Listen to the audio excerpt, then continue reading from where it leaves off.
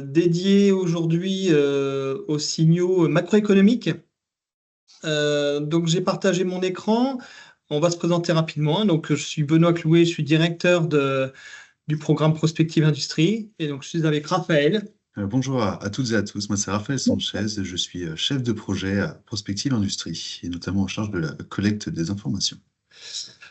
Voilà, donc juste vous dire que ce webinaire est enregistré, qu'il sera donc disponible et mis en ligne prochainement après donc ce webinaire. Il sera disponible sur le site de Mécalliance dans l'interface Prospective Industrie. Donc, comme je disais ce matin, un webinaire qui est donc dédié au contexte géopolitique et à l'environnement macroéconomique.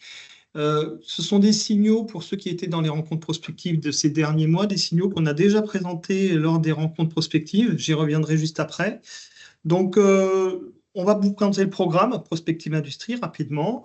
Et puis ensuite, on vous fera une synthèse des tendances actuelles et des nouveaux signaux autour des forces qui se jouent actuellement sur le contexte international, géopolitique, hein. Donc, les forces politiques, les forces économiques, les forces énergétiques également, environnementales, technologiques et sociétales.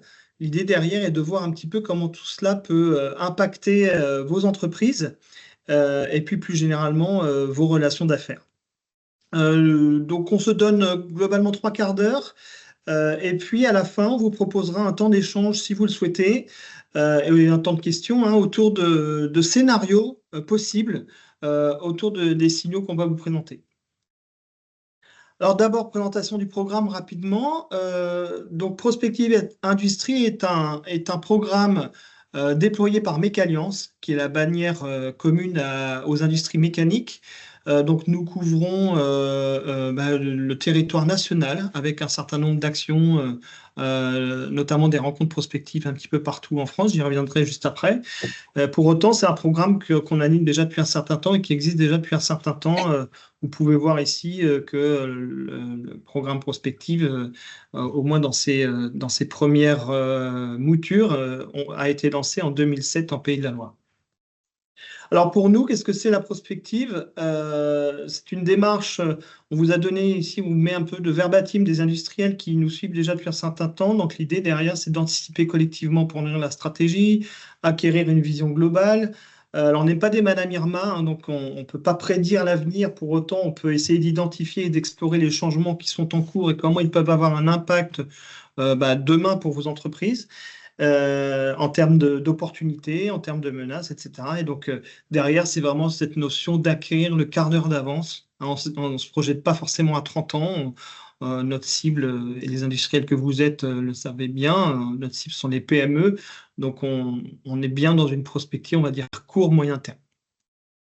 Alors, on s'intéresse au futur au pluriel, différents types de futurs.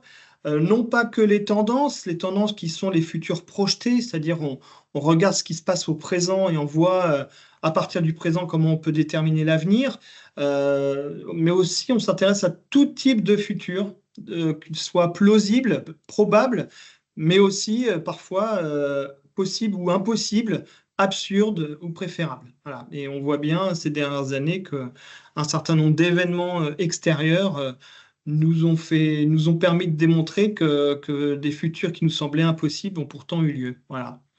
Donc on s'intéresse à tout ça. Et pourquoi on fait de la prospective et qu'est-ce qu'on a comme ambition d'apporter aux industriels?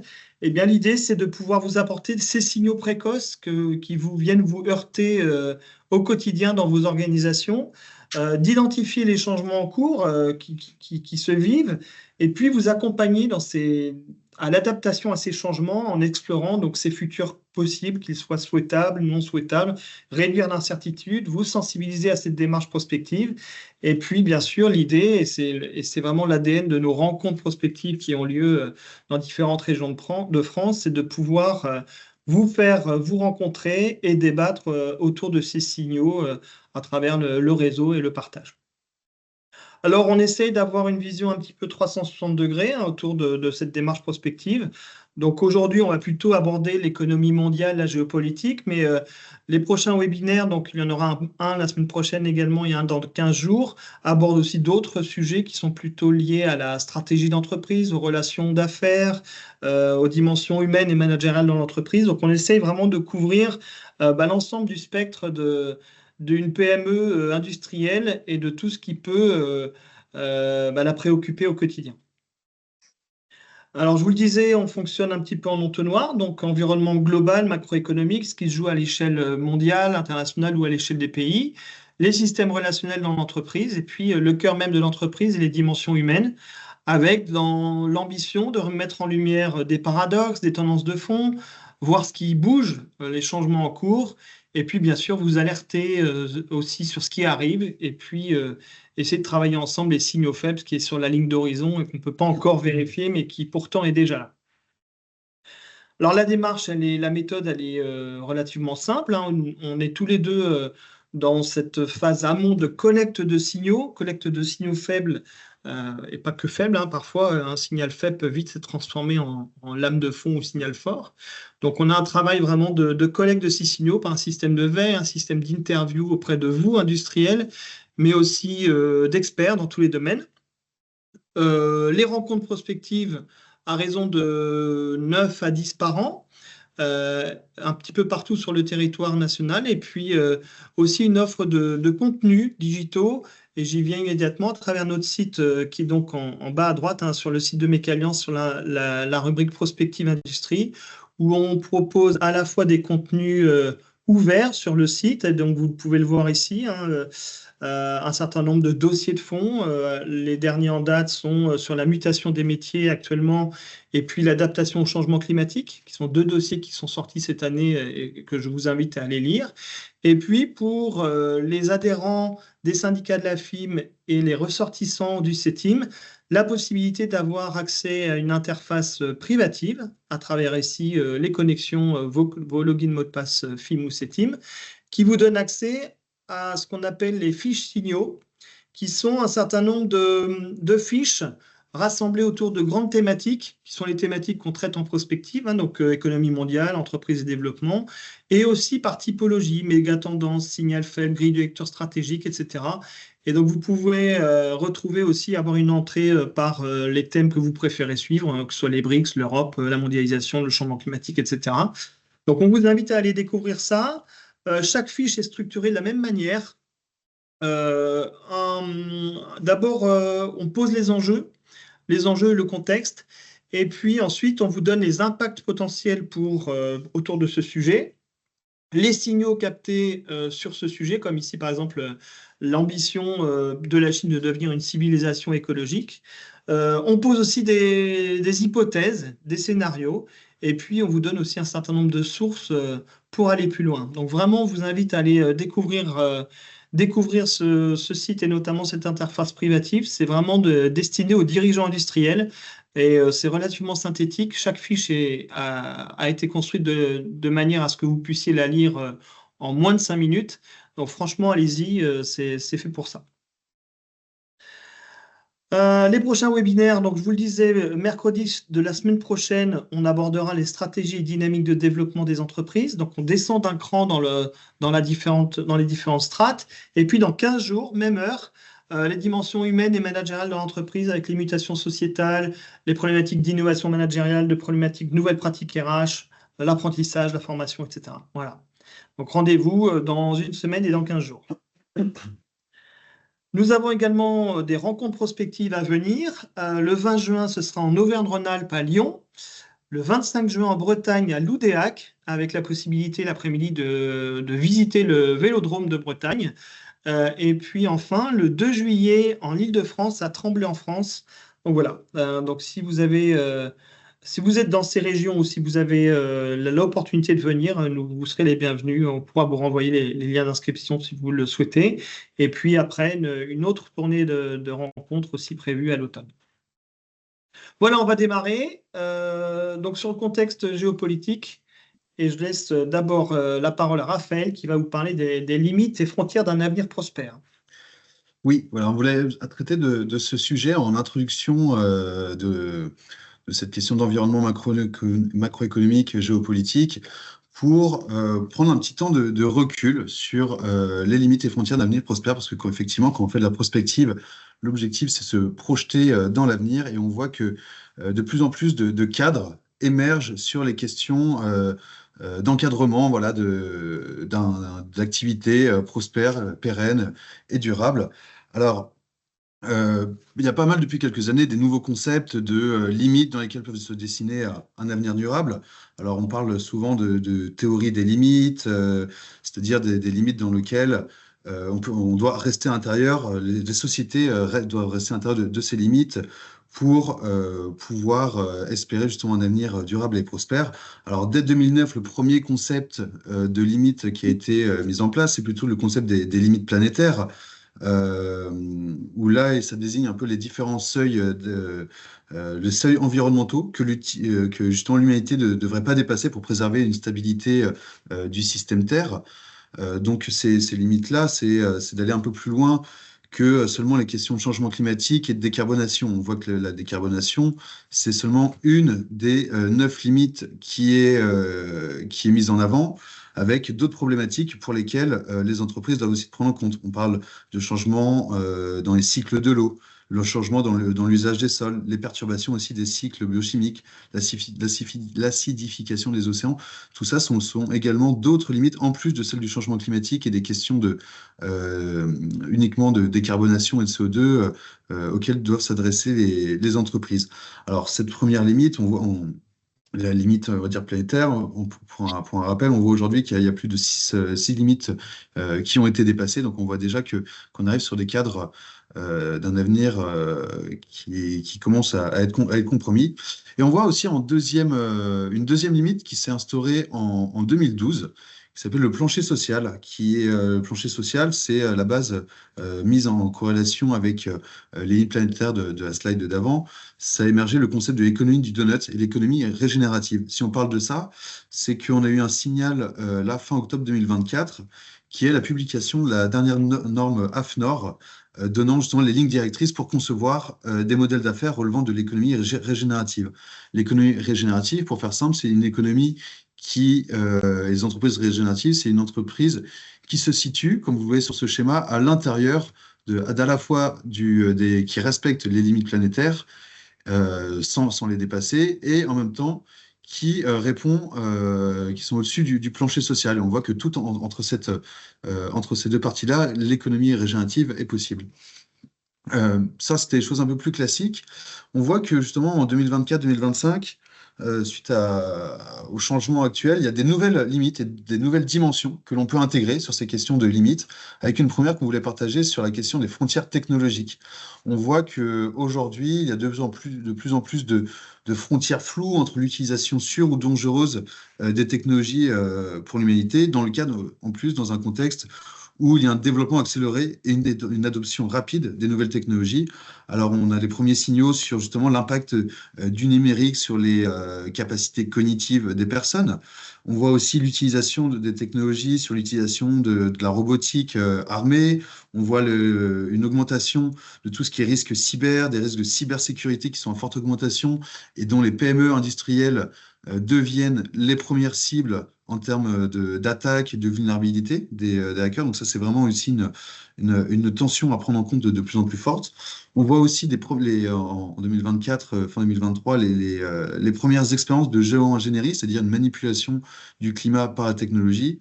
Et plus récemment, toutes les questions de transhumanisme et de biotechnologie, on utilise des nouvelles interfaces homme-machine ou voire cerveau-machine euh, où là, la question, c'est pas forcément comment la technologie en elle-même, mais l'usage que l'on en fait. Et on voit que de plus en plus aujourd'hui, on dépasse les limites d'une utilisation sûre pour ces technologies, notamment sur les questions d'utilisation de l'IA pour des actions malveillantes. Et enfin, une dernière pour conclure un peu cette partie sur les limites, on voit qu'il y a une nouvelle aussi frontière qui nous paraît, qui est un peu plus insidieuse, mais qui nous permet qui nous paraît de plus en plus importante aussi à traiter, c'est ce qu'on appelle les frontières socio-cognitives. Les frontières socio-cognitives, c'est toutes les limites internes et externes qui justement influencent la manière dont les individus, les sociétés peuvent percevoir, interpréter et agir face aux changements et aux incertitudes. C'est tout ce qui émerge des modèles mentaux, des biais cognitifs, tout ce qui façonne finalement la compréhension du monde actuel. Et on voit aujourd'hui qu'il y a des tendances qui poussent l'humanité en dehors de ces frontières-là. C'est-à-dire, on le voit d'autant plus avec ce qui se passe aux États-Unis actuellement, mais euh, l'arrivée vraiment d'une ère de ce qu'on appelle la post-vérité. C'est-à-dire que aujourd'hui, l'opinion personnelle, l'idéologie, l'émotion, la croyance l'emportent de plus en plus sur la réalité des faits. On voit une énorme augmentation de tout ce qui est fausses nouvelles, de désinformation, de guerre cognitive, et de manière plus générale, une perte de confiance dans les institutions, des pertes de repères et une anxiété croissante qui est liée à tout ça. Donc, comme conséquence, c'est vraiment des conflits de valeurs qui divisent la société avec de plus en plus de polarisation de la société, une dégradation de la cohésion sociale liée à ces tendances justement, qui poussent en dehors de cette frontière. Et on voit aujourd'hui que les enjeux et les défis à relever sont d'autant plus grands en matière de santé mentale, que ce soit au niveau collectif comme au niveau individuel.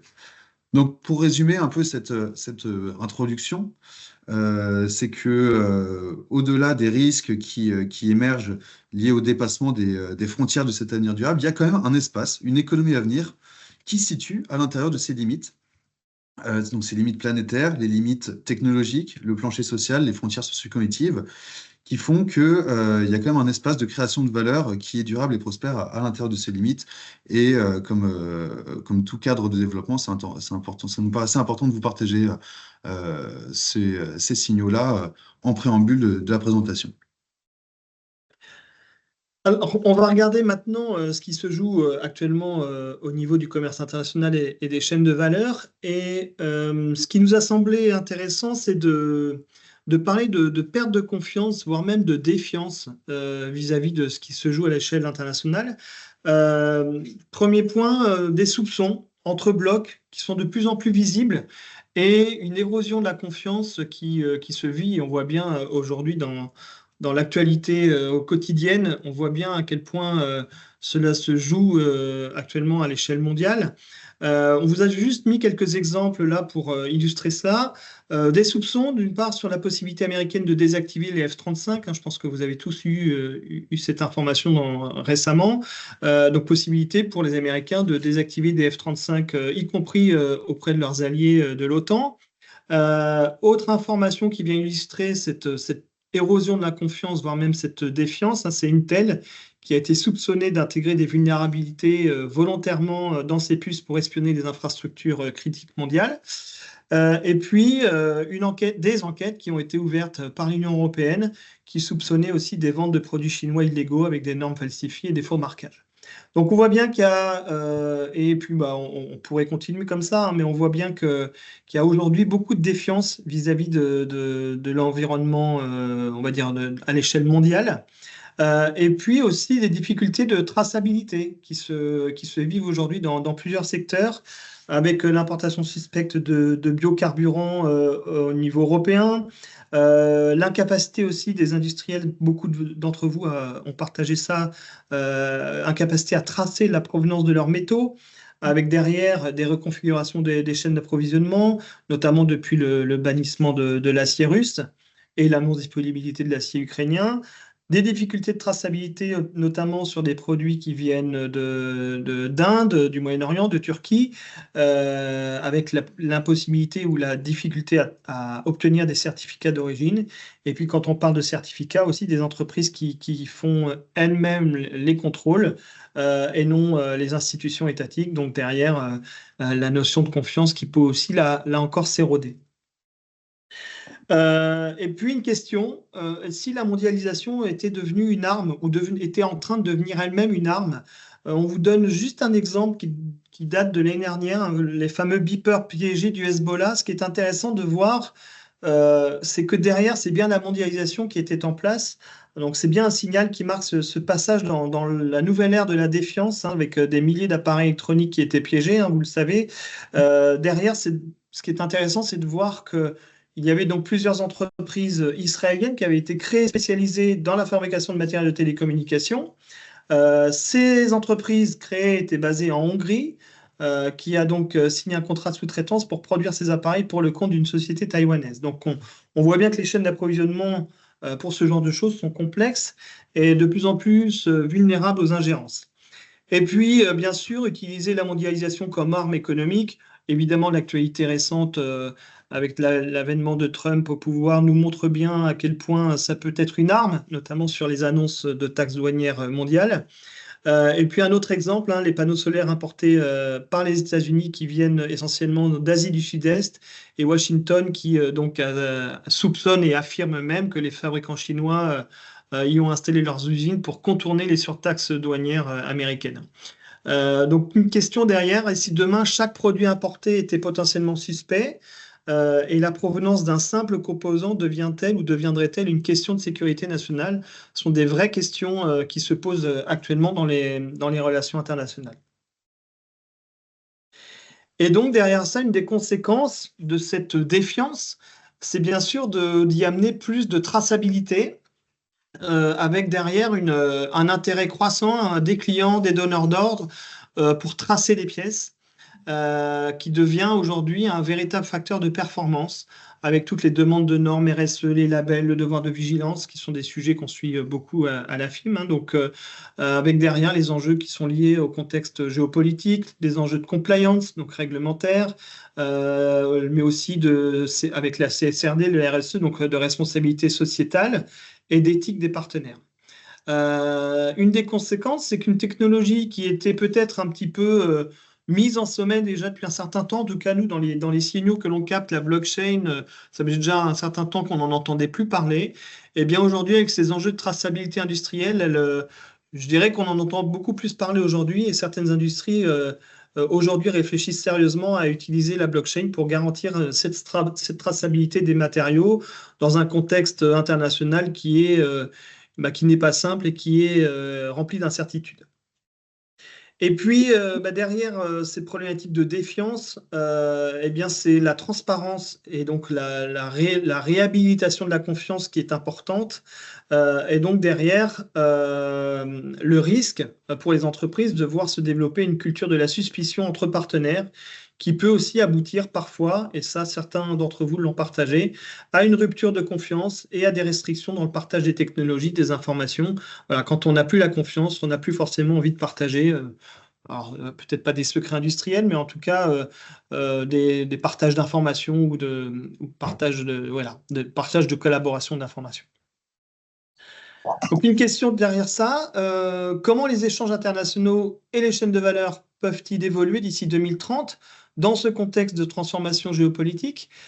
Pour ça, on souhaitait vous faire ce midi un point sur les grandes synthèses des forces en présence, à la fois, je vous l'ai présenté tout à l'heure, sur le champ géopolitique, enfin, politique, économique, environnementale, énergétique, technologique et sociale, autour de plusieurs axes d'incertitude.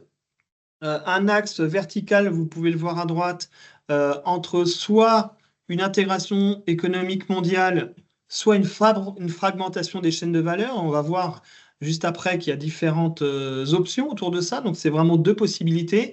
Et puis, un axe horizontal entre soit une coopération internationale, soit des tensions géopolitiques croissantes. On va vous présenter ces synthèses des forces et puis on vous proposera en fin de séance 4 scénarios autour de ces deux axes-là et on vous proposera de réagir autour de ces scénarios. Voilà, pour faire cette synthèse, donc on a divisé ça en 5 grandes parties. La première, c'est les forces politiques. Alors là, c'est des choses un peu, c'est les tendances de fond qui commencent vraiment à s'inscrire dans la réalité actuelle. On avait quelques signaux qui nous montraient ça. On voit qu'aujourd'hui, ça s'accentue. Alors le premier, c'est forcément cette question de multipolarité croissante, hein, tout ce qui est redistribution du pouvoir géopolitique, avec tout ce qui est montée de la Chine, des BRICS, l'affirmation de l'Inde, l'opposition de l'Europe face aux États-Unis et à la Russie, des nouvelles alliances commerciales avec la montée des logiques de blocs.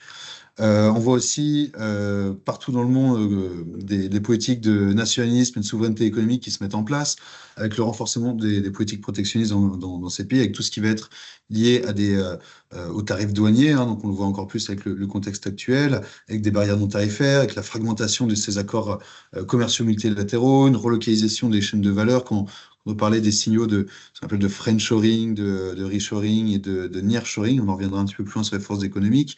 On parle aussi d'instabilité géopolitique. Pareil, ça n'a manqué à personne, hein, mais une augmentation de manière générale des conflits régionaux, que ce soit en Ukraine, la montée des risques à Taïwan, ce qui se passe au Moyen-Orient, au Yémen, et principalement aussi sur tous les pressions qu'il y a en cours sur les hubs logistiques et sur les hubs de commerce international. Et là, là, on parle surtout de tous les détroits de Malacca, détroits de Bab el-Mandeb, qui sont des points névralgiques et qui sont aujourd'hui soumis à ces tensions-là et qui ont un impact très très fort sur le commerce international.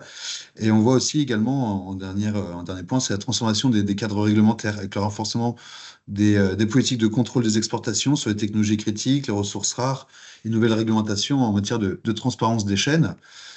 Pour ça, on a quelques nouveaux signaux. C'est tout ce qui va être découplage économique sur des projets qui sont non relatifs à la sécurité nationale ni aux nouvelles technologies.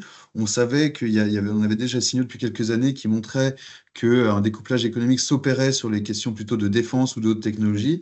On voit aujourd'hui que ça se dissipe et que ça va de plus en plus loin dans les différents échanges avec là des entreprises mécaniciennes, notamment une entreprise qui fait partie de la dynamique prospective, qui est fabricante de vérins hydrauliques et qui expliquait que dorénavant, dans ces demandes de clients, notamment qui venaient des États-Unis, les clients exigeaient que l'ensemble des matériaux, des matières et des produits, des pièces de rechange ou des pièces détachées proviennent d'un approvisionnement uniquement en Europe.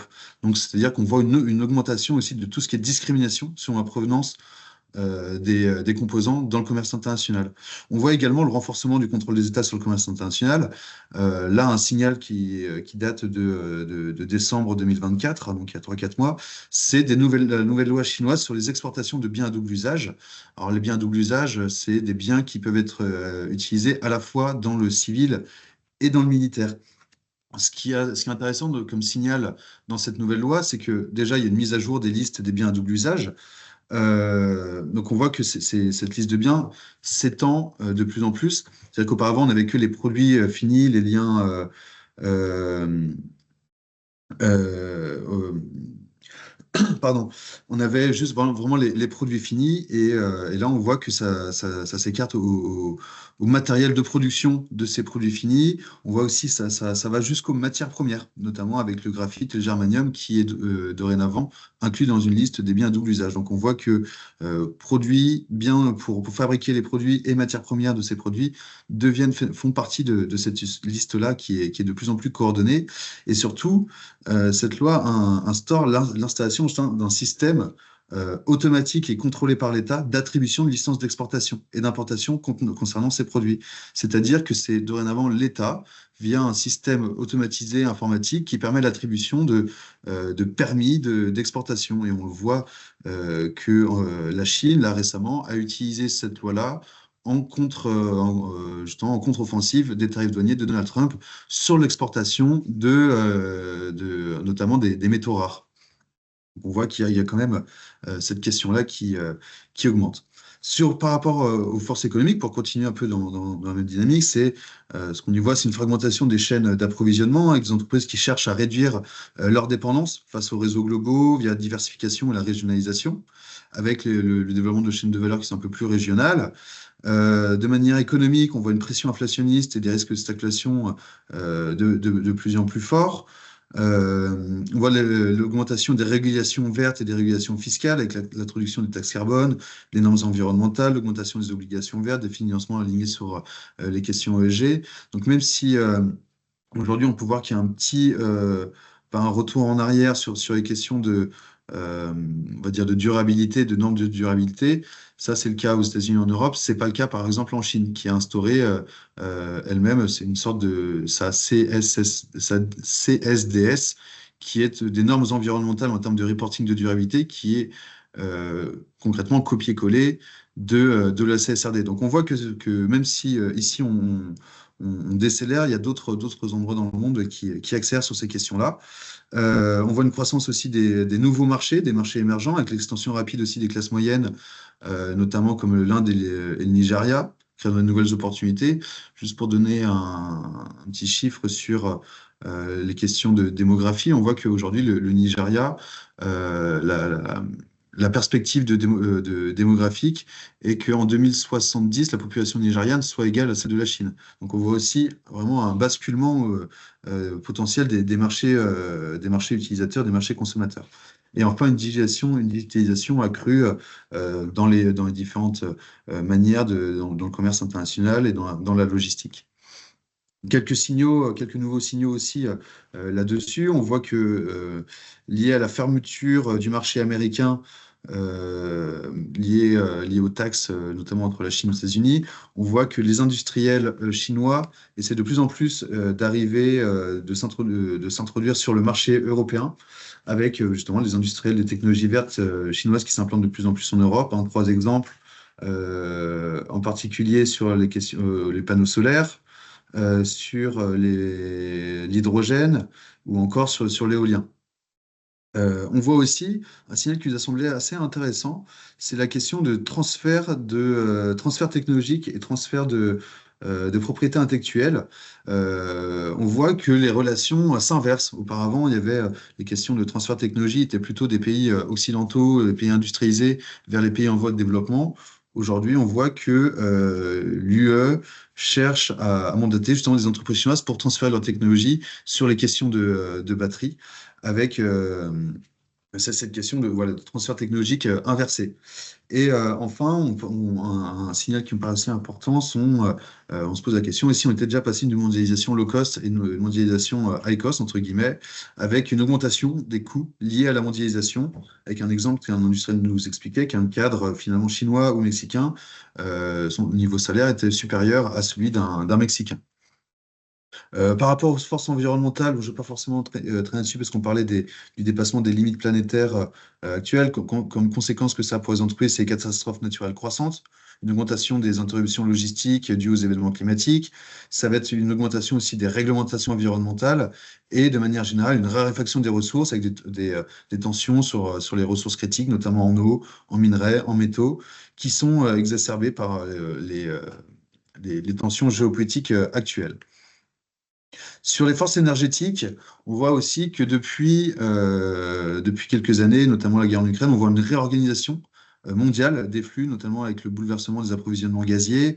On voit une redistribution aussi des enjeux politiques et économiques et géopolitiques sur les questions énergétiques, avec justement les enjeux des énergies pétrolières qui passent dorénavant de plus en plus sur les questions de géopolitique industrielle et liées aux matières stratégiques. Hein. L'exemple ici, c'est de l'Arabie Saoudite qui souhaite justement se détourner des énergies fossiles pour se spécialiser en tant que fournisseur de matières premières nécessaires à la composition des énergies renouvelables.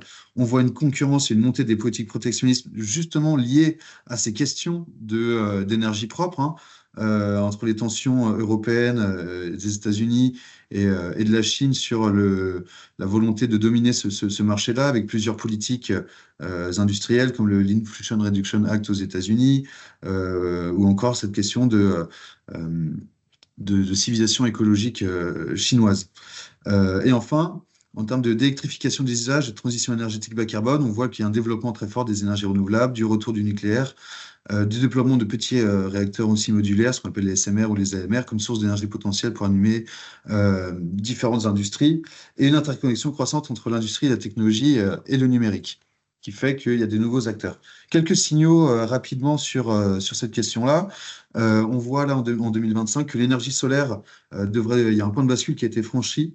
Pour vous faire une petite comparaison, les 7 plus grands fabricants de panneaux solaires, tous chinois, fournissent désormais plus d'énergie que les 7 plus grandes compagnies pétrolières occidentales. On voit une chute très importante des coûts aussi de ces produits-là, avec moins 61% pour les éoliennes, moins 87% d'une génération aussi pour les batteries, moins 99% pour les panneaux solaires, avec justement des prix des énergies renouvelables qui concurrencent le prix du pétrole actuellement. Ce qui fait qu'il y a beaucoup de pays embarquent sur ces stratégies-là. La Chine, exemple, mais qui a réussi à un objectif d'installation d'éoliennes panneaux solaires qui est atteint avec 6 ans d'avance. Tout ça, on voit justement un basculement euh, de toutes les questions énergétiques, d'infrastructures et de géopolitique liées à cela. Comme autre signaux important, c'est l'augmentation justement de cette consommation d'électricité et des infrastructures électriques qui ne sont pas encore tout à fait adaptées. Et un signal qui nous paraît important à noter, c'est l'aggravation de la pénurie des transformateurs électriques qui aujourd'hui fait face en fait à un triple défi et qui est coordonné et planétaire, c'est-à-dire que c'est une problématique qui arrive bah, voilà, de manière coordonnée et planétaire, qui est liée à l'obsolescence normale des équipements, hein. Pour donner un exemple, aux États-Unis, c'est 55% des transformateurs électriques qui deviennent obsolètes et qui vont devoir être changés dans les prochaines années. C'est un ajustement à la croissance de la consommation pour intégrer justement les sources non pilotables et l'effet aussi du changement climatique sur les infrastructures énergétiques qui poussent les systèmes actuels dans des difficultés. Et on voit que cette pénurie de transformateurs électriques commence de plus en plus à toucher sur les projets industriels liés à l'augmentation ou l'implantation de nouvelles capacités productives. Et cette question-là est assez importante. On voit également une décentralisation de la production avec des nouvelles centrales, ce qu'on appelle les centrales euh, des centrales virtuelles, centrales énergétiques virtuelles, qui est liée à l'expansion rapide des micro-réseaux d'énergie et le développement de solutions de stockage, avec d'un côté les investissements pour l'autoconsommation et de l'autre côté des filières de solutions de stockage, notamment par batterie, par stockage thermique dans la brique ou le stockage gravitaire mécanique, qui est de plus en plus développé. Donc on voit qu'il y a beaucoup d'investissements et de projets là-dedans. Et on voit également l'arrivée à maturité et la mise sur le marché des centrales électriques virtuelles. Alors, c'est pas encore le cas en France, mais on voit que ça arrive au Royaume-Uni, au Japon, en Corée, et aux États-Unis, avec cette mise en marché de ces VPP. L'objectif, c'est vraiment de pouvoir rassembler en même temps plusieurs moyens de ressources et de postes de consommation pour équilibrer l'offre et la demande. Euh, Là-dessus, c'est un signal intéressant, c'est Tesla qui devient officiellement un fournisseur d'énergie en couplant ses batteries Powerwall, c'est les panneaux solaires qu'il propose et les batteries aussi contenues dans ces véhicules électriques. L'objectif ici, c'est de pouvoir faire, en gros, d'avoir une gestion dynamique de l'utilisation de l'électricité selon les prix d'électricité. C'est-à-dire que l'objectif, c'est de faire devenir que les consommateurs électriques deviennent à la fois des consommateurs, des producteurs et des traders en électricité, ce qui peut avoir des impacts très forts sur les stratégies énergétiques industrielles. Sur les forces technologiques, pour aller assez rapidement, on voit forcément tout ce qui est numérisation et adoption des technologies 4.0. On aura d'autres sujets là-dessus, mais tout ce qui est lié à l'adoption de l'IA, de l'IoT industrielle, de la robotique, de l'impression 3D, les risques de cybersécurité, de souveraineté numérique dont je vous parle en introduction, et un certain nombre d'innovations logistiques. On parlait de tout ce qui va être véhicules autonomes, des hubs intelligents, de la blockchain pour les questions de suivi de traçabilité logistique. Et enfin, pour conclure ces questions cette synthèse sur les forces sociales, on voit il y a 4-5 grandes tendances qui dirigent actuellement les échanges internationaux et les productions des entreprises, qui sont sur les exigences accrues des consommateurs et la question de demande de durabilité et d'éthique, des mouvements vers une consommation aussi plus locale, avec une influence sur les mouvements anti-globalisation, la favorisation des circuits courts. On voit actuellement que les stratégies des États est aussi de plus en plus basée là-dessus. Les changements démographiques avec le vieillissement des populations, je vous en ai parlé un petit peu tout à l'heure, mais avec un déplacement des centres de production et de consommation à travers le monde. Et on voit également des questions de changement sur l'éducation, la transformation des compétences liées à toutes les tendances, notamment environnementales, les tendances technologiques et qui ont un impact sur les métiers et les compétences, et les questions aussi de flexibilité de travail et de travail à distance.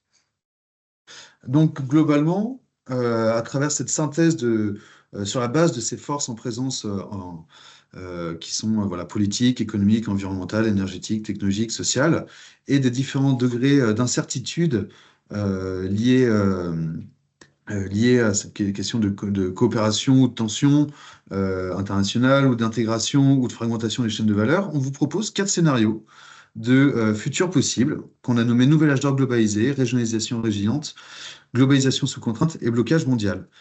On va vous lire ces scénarios et puis après on terminera sur ce webinaire pour échanger sur vos perceptions de ces scénarios.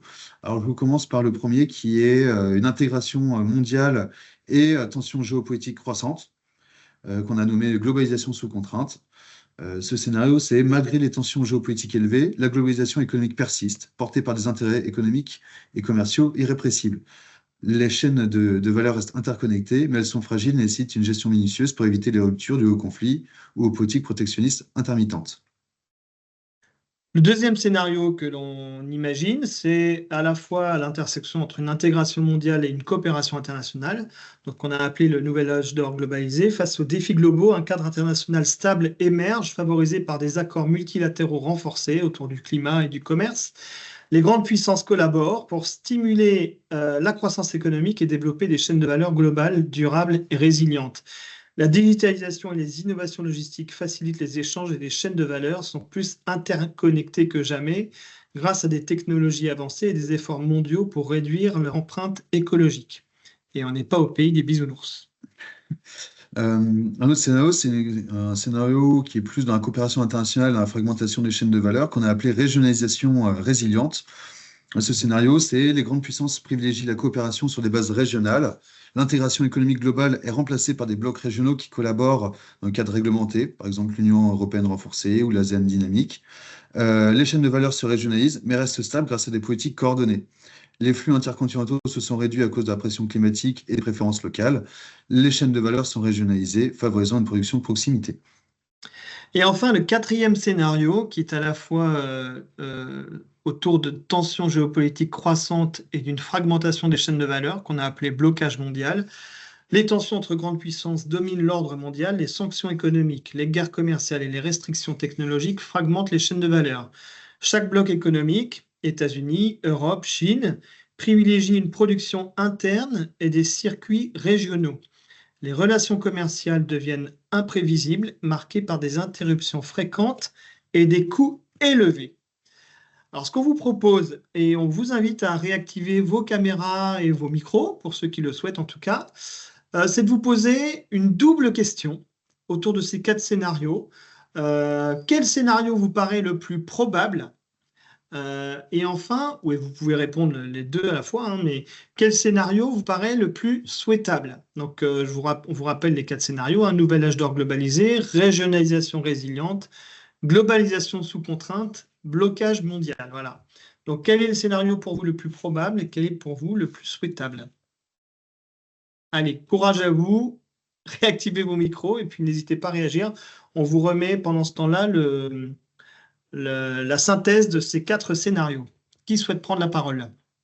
Ça, peut-être quelqu'un a des questions également sur la présentation, Oui, voilà. globalement aussi sur ce qu'on a pu vous présenter. N'hésitez pas, c'est le moment d'échange. Et ensuite, on en aura fini sur notre présentation, en tout cas de notre côté.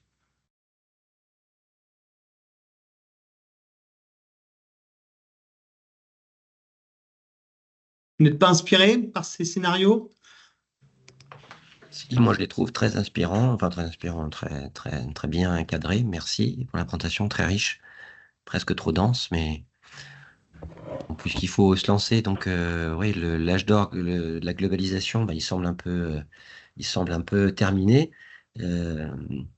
La question, c'est est-ce qu'on va vers un blocage mondial? C'est le scénario qui fait peut-être peur, qui a l'air porteur de beaucoup de conséquences négatives.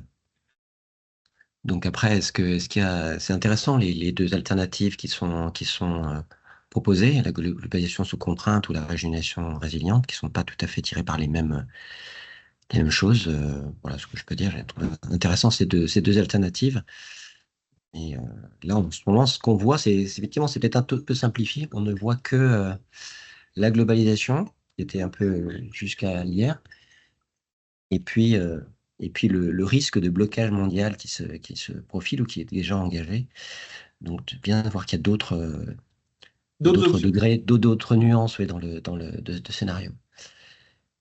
Très Je bien. voulais Merci, Jérôme. lancer et puis aussi dire, je dois vous quitter dans quelques secondes. Donc, c'est pour ça que je vais profiter pour Oui, parler. oui, là, voilà, on s'arrête là, mais en tout cas, nous, on va poursuivre un petit peu les échanges, mais on voulait terminer au moins à 15 pour ceux qui voulaient juste avoir les contenus.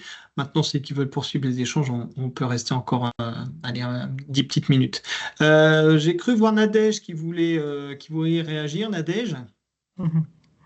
j'ai vu la caméra en tout cas. Oui, bonjour. Merci pour votre contenu super intéressant et pardon pour l'interruption de la petite correction orthographique. Oui. Ça doit être mon côté maîtresse d'école. Non, mais c'est bien de nous le de toute façon, on a beau le lire 10 fois, il y a toujours des fautes qui nous échappent. Ouais, je Donc, sais, on je va la sais. corriger juste après. En tout cas, super riche, vraiment super riche. Euh, le plus probable, je le crains, c'est la globalisation sous contrainte parce que je crois il y a assez loin de la coupe aux lèvres, c'est-à-dire quand on dit il faut régionaliser, il y a des enjeux géostratégiques majeurs et se rendre indépendant de puissances extérieures ou de continents type la Chine. Je vois quand même que, et je pense à l'automobile notamment, certains donneurs d'ordre ont des vues encore extrêmement court-termistes, des pressions internes. Je pense notamment à l'automobile, mais pas que euh, et, et qui vont acheter chinois si c'est moins cher, avec des visions court-termistes, de compte de résultats, etc. Moi, ce qui me semble le plus souhaitable pour nous, tant économiquement que géopolitiquement, c'est une régionalisation résiliente. Parce que je crois que les bouleversements qu'on vit aujourd'hui, euh, c'est très insécurisant et c'est stratosphérique pour nos entreprises de se dire que du jour au lendemain, par le caprice de tel ou tel autocrate ou dirigeant de grande puissance, on peut être, on peut subir, je pense à l'invasion de l'Ukraine, toutes les conséquences qu'elle a eues au niveau microéconomique pour nous. Je pense aujourd'hui à ce qui se passe avec Trump et ses folies et puis tous les réalignements et cette guerre économique. Ça veut dire que demain, les produits chinois peuvent débouler sur l'Europe, vous l'avez dit, et nous sinistrer entièrement certains pans de nos économies, et notamment l'automobile, entre autres, qui est en grand danger. Donc moi, j'espère qu'on aura tous l'intelligence et le courage économique de dire travaillons en régionalisation, parce que pour moi, c'est le plus porteur au long terme. Mais ça demandera des sacrifices court et moyen terme, de dire, oui, on doit investir, et puis on achètera probablement plus cher en Europe que si on achète en Chine. Je parle de nos clients là. Et alors pour toi, là tu nous parlais de ce qui était souhaitable, hein, donc le scénario souhaitable vers quoi on souhaiterait s'orienter. Est-ce que tu penses que le contexte actuel nous oriente plutôt vers ce scénario ou plutôt vers un autre? Bah moi, je pense que je suis pas géopoliticienne, hein, mais ce que je pense, c'est que l'Europe est en train de faire un virage majeur. Quand on voit que l'Angleterre revient, qu'avec Keir Starmer, quand on voit ce que dit Olaf Scholz sur la rupture de l'euratlantisme, j'ai l'impression que c'est une voie de non-retour pour l'Europe, une prise de conscience. Et donc, j'espère, mais on va avoir besoin, quand on parle de réarmement, de réindustrialisation, on va avoir besoin de réalité. C'est-à-dire de ne pas laisser passer des usines stratégiques aux mains des Chinois, etc. De courage politique, Voilà, donc pour moi, l'Europe a un rôle fondamental à jouer. Il faut qu'ils aient le courage, il faut qu'ils agissent vite. J'espère, j'ai bon espoir. Très bien. Merci beaucoup, Nadège, pour ton intervention. Est-ce qu'il y a d'autres réactions sur ce qu'on vous a présenté ce matin ou des questions plus générales sur le programme?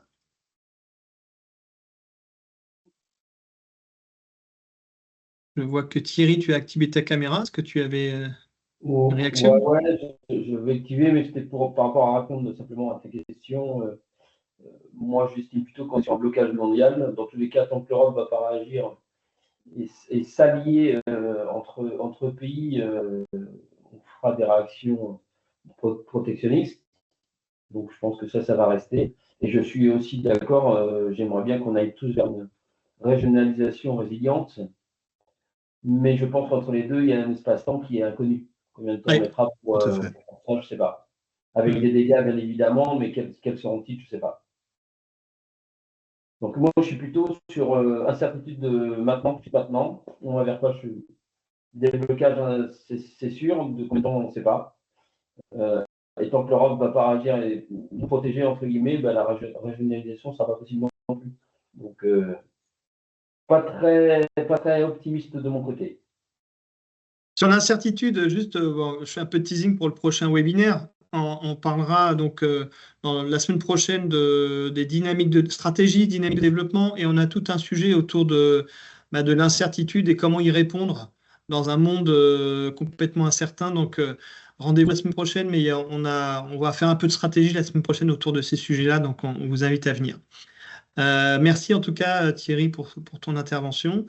Et oui, dans les différentes rencontres prospectives qu'on a déjà faites autour de ces sujets-là, c'est vrai que régionalisation résiliente est souvent un souhait, en tout cas dans les orientations des scénarios possibles. Y a-t-il d'autres réactions?